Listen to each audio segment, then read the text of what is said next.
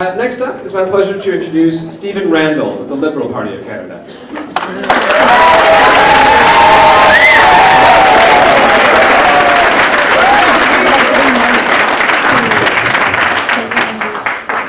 Good evening, everyone, and I feel very badly that you're all standing up, but now so am I.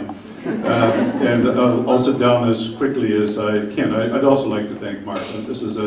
This is the kind of engagement that we clearly need in this community and frankly in all communities across the country. As with Michelle, I'd like to introduce myself very, very briefly and indicate why I'm running. I guess I'm the senior citizen on the stage. I am a senior citizen, have been for almost 2 years now.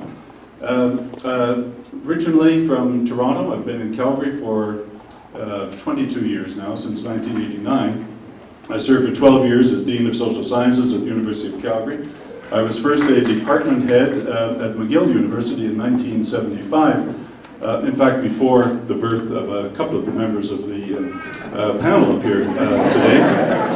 So I think when we come to experience, I'll just leave it at that and not say any more. I'm running in large part because I have a deep commitment, as do the other candidates on this stage, to the society in which we live, which has given so much to us. This is a wonderful country. I think we all recognize that. At the same time, I am personally and politically very deeply disturbed by what I have seen in Ottawa with the current government. And I think we found it much too easy to look aside from the fact that the government which fell only 2 weeks ago was found to be in contempt of Parliament for the first time in British Commonwealth history.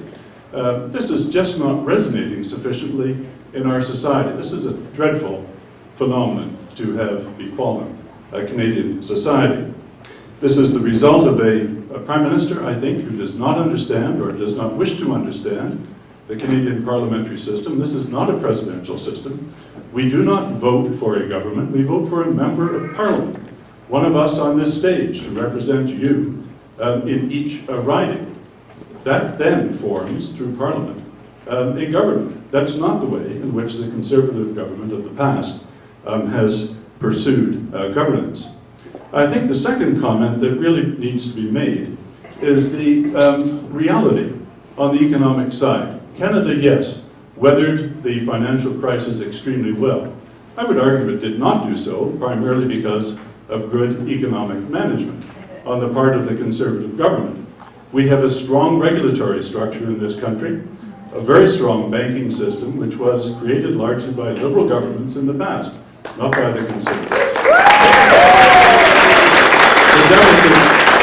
The massive spending by the Conservative government began well before the financial crisis began.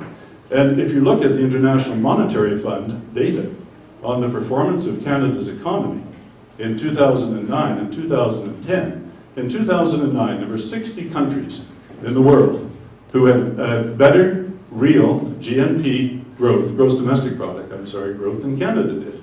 And that list of countries included countries like Bangladesh, Chad, Brazil, Argentina. In 2010, we ranked 25th of 53 countries. That's not, ladies and gentlemen, a strong economic performance. If you look at the International Labour Organization statistics, you'll find exactly the same record. When we look at healthcare, like Michelle, I've been talking to thousands of people in this riding. I think healthcare ranks at the very top of the concerns. And to that end, the defense and the protection and the strengthening of the Canada Health Act with the fundamental principles of universal access and public administration are in danger under a Conservative government, even if you return a minority government. And I remind you that in the 1990s, when Stephen Harper was a senior executive with the Citizens Coalition, he advocated scrapping the Canada Health Act. He has said it since. Is that the kind of society in which you as Canadians wish to live? I think not. Certainly not the society in which I wish to live as well. I do not wish to give up the principles of universal access to health care. Now, when we come to the notion, and there's been much in the media recently, is a Liberal government, would a Liberal government be hostile to the oil sands? I don't think so. I don't think so. If you look carefully at the Liberal platform, in spite of what we read in some of the newspapers, what a Liberal government wants to do with the oil sands is exactly what one of the country's leading progressive conservatives always advocated, Peter Lougheed. Peter always argued that what one needed to do with the oil sands was to achieve ownership, to go slowly, to ensure that you acted like an owner, and that you cleaned up your mess, and that you planned long-term for the future. Is that called In other words, that you saved effectively.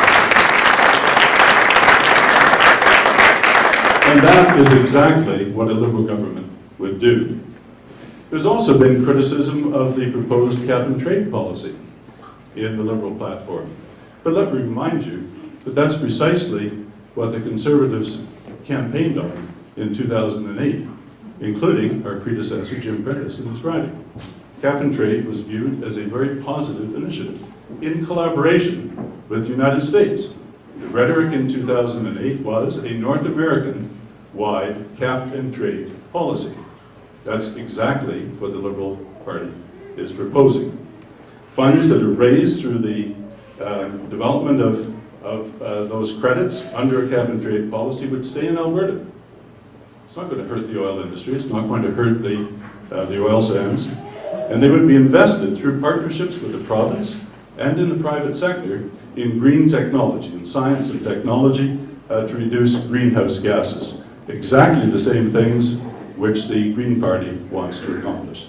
So thank you very much for being here this evening. I'm about to get the hook, and so I'll save myself from that fate.